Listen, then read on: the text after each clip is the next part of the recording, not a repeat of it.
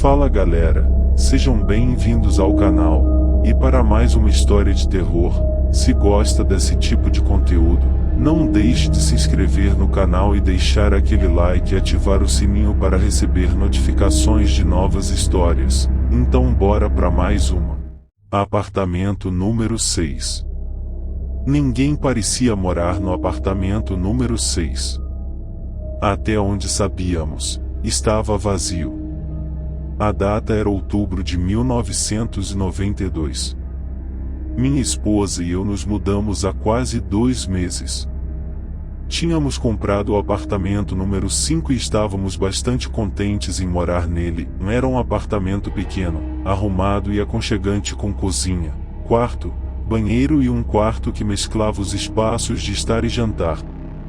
Sem mencionar que saiu barato e ficava a apenas 10 minutos a pé da estação de trem. O papel de parede era um pouco feio, e o design da cozinha era um pouco anos 70, mas com um pouco de pintura e algumas idas na loja de móveis, nós deixaríamos do nosso gosto.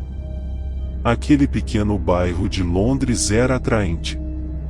Era o tipo de lugar suburbano onde tem tráfego suficiente nas ruas para tranquilizá-lo de que você não está no meio do nada e trânsito suficiente para deixá-lo dormir profundamente. A rua também tinha de tudo: uma clínica médica, um oftalmologista, um dentista e um supermercado. De qualquer forma, estávamos nos sentindo bem acomodados ao final de 2 meses, e tínhamos altas expectativas de nossa nova vida na Inglaterra. Veja, viemos dos Estados Unidos, e apesar do fato de que os ingleses falam a mesma língua que os americanos, havia aspectos de viver lá que eram totalmente estranhos para nós. Estava em casa, mas ainda não era bem em casa. O clima também era meio que um problema, não uma decepção, porém, muitas pessoas nos avisaram sobre as nuvens e a chuva que enchem o céu da Inglaterra no outono e na maioria das épocas do ano. Talvez agora eu deva voltar o foco para nossa nova casa. O nosso apartamento era o número 5 de 6 apartamentos que pertenciam a um bloco de apartamentos de nome Gretel Cottage. Estava situado no meio de uma rua que abrigava uma mistura de casas isoladas, blocos de apartamentos e até algumas pousadas. Gretel Cottage tinha 3 andares. No térreo o corredor levava ao apartamento 1 de um lado e ao apartamento 2 do outro. No primeiro andar o apartamento 3 dividia o andar com o 4, e da mesma forma o apartamento 5 dividia o segundo andar com o apartamento 6. Em nossa primeira semana lá, tivemos tempo para conhecer os moradores dos outros apartamentos. Pelo contrário, eles que subiram para nos cumprimentar. Eles eram muito amigáveis. Havia a senhorita Miggins do número 4, o Sr. Smith do número 3, uma francesa no número 1, e um outro companheiro no número 2. Notavelmente, nenhum deles tinha menos de 65. Eu tinha 24 anos e minha esposa 25. Sim, acho que nos sentimos um pouco por fora com nossos vizinhos. Eles pareciam nunca sair de seus imóveis a menos que precisassem de mantimentos, mas eu e minha esposa saíamos diariamente. Todos eles viviam sozinhos, uns já viúvos e outros divorciados. Acho que é um momento solitário, a velhice, ou você tem a sensação de que ninguém quer falar com você, você se sente desvinculado de seus entes queridos. Devia ser isso. Em nosso apartamento em Ohio, literalmente todos os nossos vizinhos eram casais jovens ou famílias. Lá era muito barulhento, em sapatos infantis batendo pelos corredores e uma grande quantidade de risadas de adultos e crianças. Às vezes até ouvimos brigas, e os pais repreendendo seus filhos, e claro, muito choro. Mas estávamos cercados por vida e juventude, onde tudo parecia mais brilhante e alegre. Gretel Cottage era diferente. Era agradável e tranquilo, tão quieto que às vezes parecia meio morto. Talvez o tempo triste tenha adicionado isso a ele, mas a falta de som dava ao edifício uma sutil sensação de solidão. Era triste, de certa forma. Era um pouco estranho. O bom é que passávamos mais tempo no trabalho do que no apartamento. Nós dois trabalhávamos o dia inteiro e só voltávamos para casa por volta das 7 horas da noite. Quanto aos fins de semana, saíamos praticamente o dia todo, nos 2 dias, e voltávamos em horários que variavam de 6:30 a mais da meia-noite. Quando estávamos em casa, ou estávamos assistindo TV, fazendo jantar, ou simplesmente relaxando. Às vezes íamos à academia. Às vezes para o cinema. Às vezes, sentávamos, conversávamos e conversávamos. Nós nos divertíamos muito juntos, eu admito. Como dito anteriormente, junto ao nosso apartamento naquele andar, também tinha o apartamento 6. Não tinha nada notável sobre ele, tinha uma porta de carvalho e varanda da frente idêntica a todas as outras, com um batedor, uma campainha e um capacho marrom meio surrado. O numeral 6 feito de latão, tinha sido pregado bem no meio com pregos. Desde que chegamos, ninguém saiu dali para nos cumprimentarem. Depois de uma semana sem ver ninguém entrar ou sair, assumimos que o apartamento estava vazio. Mas o que poderia ter de errado com isso? Nada, certo? Bem, eu sei que parece infantil vindo de um homem da minha idade, mas há algo um pouco sinistro em casas vazias. Tenho certeza que todos vocês têm uma casa na rua sem ninguém, e aposto que muitos de vocês às vezes têm calafrios quando passam por ela de noite. Vamos lá, admita. Casas vazias e abandonadas são assustadoras. Bem, com o apartamento 6, era assim, mas é diferente, no meu caso, pior. Todos os dias, quando abríamos a porta, para sair de manhã, aquela porta sinistra estava ali esperando por nós e quando voltávamos e virávamos a chave na fechadura sabíamos que a temida porta estava atrás de nós.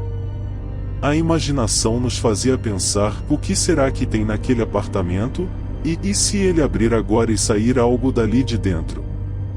Tudo bem, isso é um pouco de um exagero. Não era tão ruim assim, só um pouco estranho, só isso. E tenho vergonha de te dizer isso, mas quando eu disse nós, eu deveria ter dito eu, porque para ser honesto com vocês, minha esposa não se sentia nem um pouco desconfortável com o apartamento número 6. Sim, eu sei. É vergonhoso, eu sou medroso mesmo, eu admito. Nós dois fomos adolescentes bem diferentes, ela saía e via todos os filmes de terror que podia, enquanto eu via poucos, o suficiente para fazer o lado assustador da minha mente funcionar, mas não o suficiente para amortecer minha imaginação. Até víamos alguns filmes de terror juntos, mas a sugestão para isso nunca vinha de mim. Agora que eu te falei um pouco mais minha vida na época, e agora que você tem uma ideia de quão corajoso eu sou, eu provavelmente deveria me apressar e contar sobre algumas das coisas que aconteceram no final de outubro de 1992. Nada realmente estranho aconteceu até que o carteiro veio em uma segunda-feira. Lembro-me que estava sentado à mesa com um prato de ovos mexidos semi-acabados, uma xícara de chá, e assistindo a BBC News. Escutei um barulho de papel vindo da caixa de correio e o barulho seco dela se fechando. Minha esposa voltou em um momento com 2 cartas na mão. Uma delas, explicou ela, era um anúncio de alguma companhia de seguros, e a outra era uma conta. Ela as deixou na mesa e voltamos ao café da manhã e às notícias. Até aqui, tudo bem. Então, alguns minutos depois, arrumamos tudo, desligamos a televisão, e saímos. Assim que saímos do apartamento vi um envelope no capacho do apartamento número 6. Dei uma olhada na porta e notei que não tinha caixa de correio, ou melhor, que a caixa de correio tinha sido retirada. Eu nem precisei apontar o envelope para minha esposa, a não tinha como não vê-lo, um retângulo branco puro, amarelado nas bordas, colocado discretamente no capacho. Ela fez uma careta confusa, olhou curiosamente para ele por um tempo, e então fez menção de que ia pegá-lo. Eu a peguei pelo braço imediatamente, por alguma razão. "O que foi?" perguntou ela, ainda mais surpresa com a minha reação do que por causa do envelope. "Não", eu disse, limpando minha garganta e não soltando ela, nem deixando o envelope fora da minha vista. "Deixe isso aí." Ela olhou para mim com um sorriso piedoso, balançou a cabeça e me disse que eu estava sendo bobo, mas ela me ouviu, felizmente.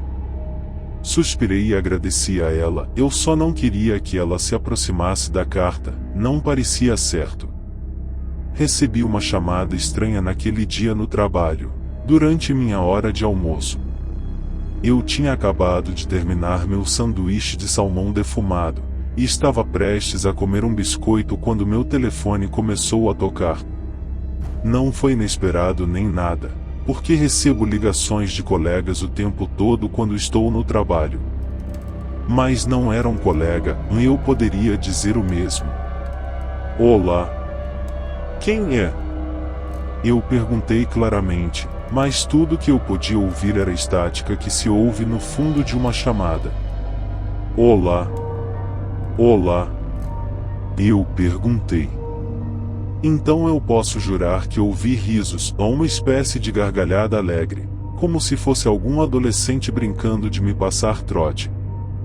Mas eu não tinha certeza se era um adolescente, parecia velho, meio estranho. Estava tudo muito estranho, então desliguei o telefone e verifiquei o número. Estranhamente, o número era muito semelhante ao número do nosso apartamento, mas 2 dígitos eram diferentes. Acho que deve ser um vizinho ou algo assim. Talvez o agente imobiliário. Eu disse isso a mim mesmo, mas não tinha tanta certeza. O agente imobiliário não teria rido de mim assim. Então algo mais estranho aconteceu. Cheguei em casa antes da minha esposa. Estava virando a chave na fechadura quando algo me fez olhar para trás. O envelope na porta do número 6 tinha sumido.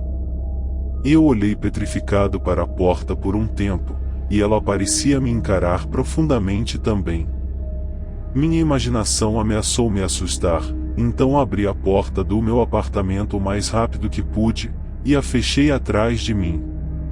Lembro de me sentir um pouco ansioso para que minha esposa voltasse logo. Algo sobre a carta ter sumido me assustou de verdade. Alguém estava vivendo no apartamento número 6, e eles tinham saído para pegar o envelope enquanto eu estava fora. Só pode. Liguei a TV e fiz uma xícara rápida de chá, sentado, meditando, e assistindo ao noticiário enquanto esperava o retorno da minha mulher. Quando ela voltou, eu lhe disse que esperasse no apartamento enquanto eu checava algo lá fora.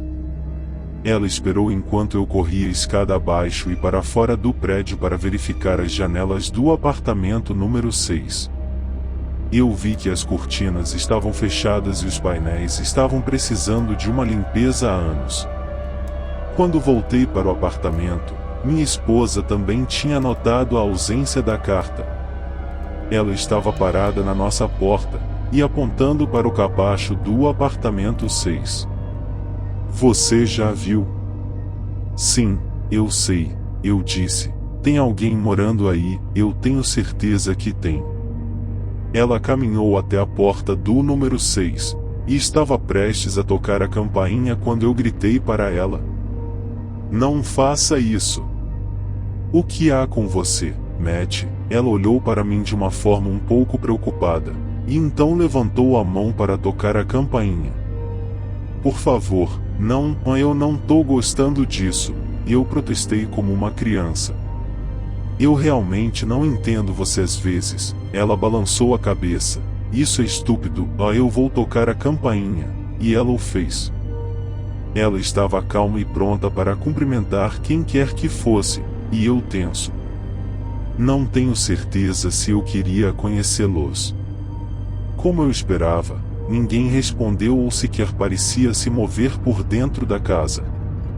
Se o incidente do envelope não tivesse acontecido, então estaríamos convencidos de que o apartamento 6 estava vazio. Que diabos? Não tem ninguém aí. Acho que eles estão fora. Minha esposa presumiu isso. Fora? Eu protestei. Eles nunca saíram daí desde que chegamos aqui. Se tiver alguém aí, com certeza deve ser algum tipo de esquisitão antissocial. Ou talvez tenham morrido um tempo depois de pegarem a carta. Não sei por que disse a última parte, mas isso me assustou ainda mais.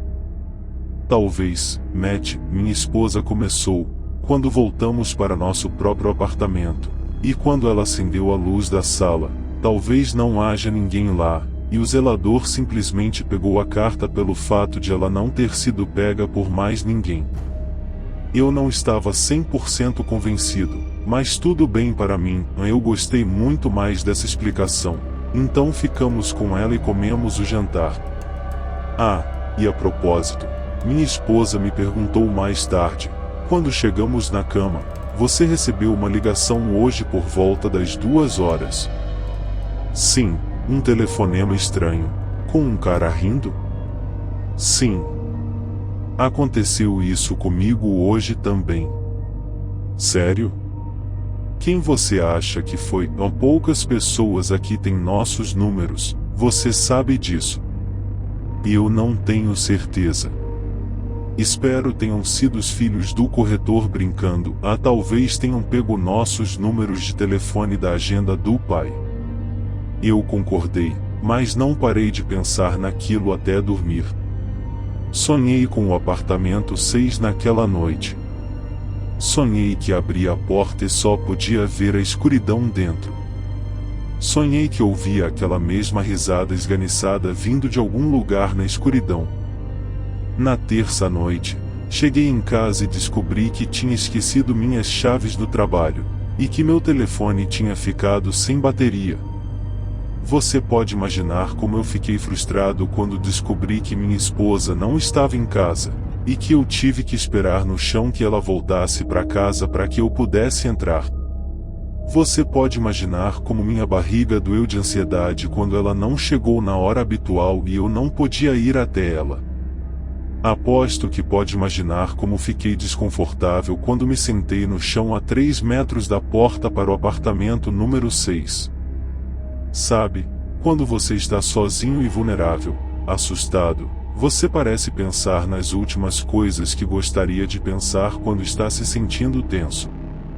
O sonho de ontem à noite, por exemplo, ficava martelando na minha cabeça e eu pensei que a qualquer momento a porta do número 6 iria abrir e algo iria sair e me ver, e eu iria vê-lo.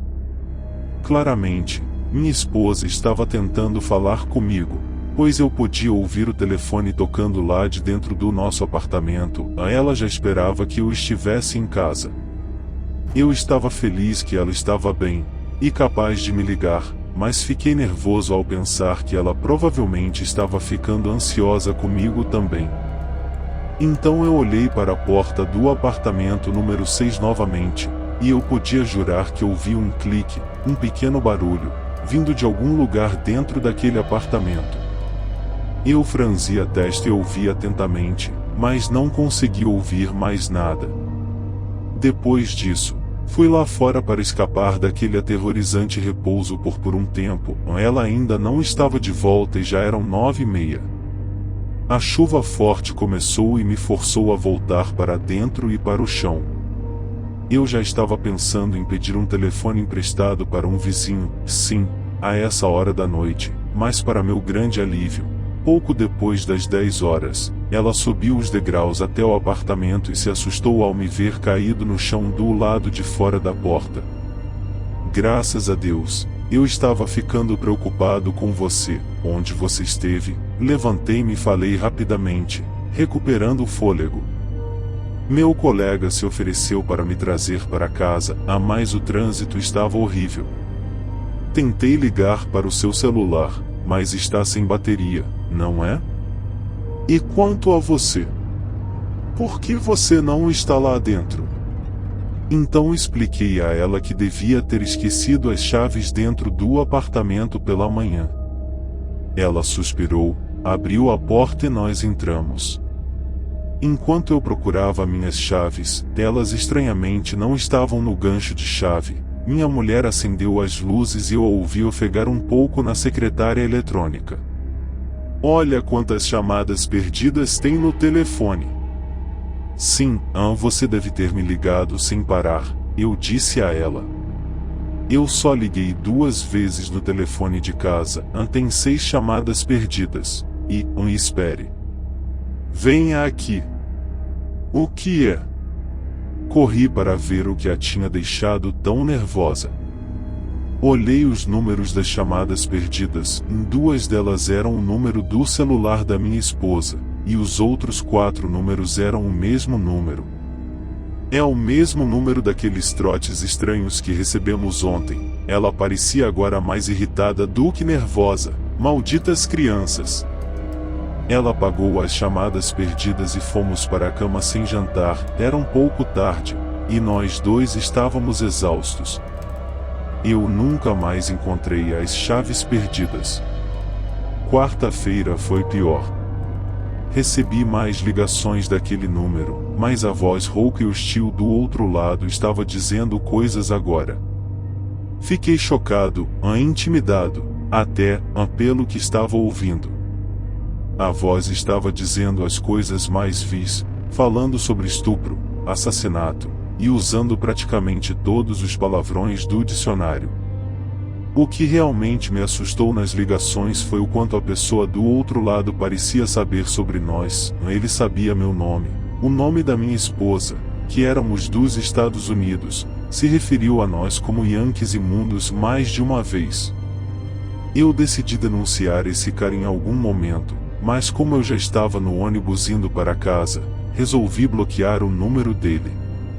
Houve paz por um tempo. E então, justo quando eu pensei que eu não iria ouvir mais daquele desgraçado desagradável e irritante, meu telefone tocou novamente. Fiquei espantado ao ver o que eu achava que era o mesmo número chamando, mas então eu percebi que não era o mesmo. Era o nosso número.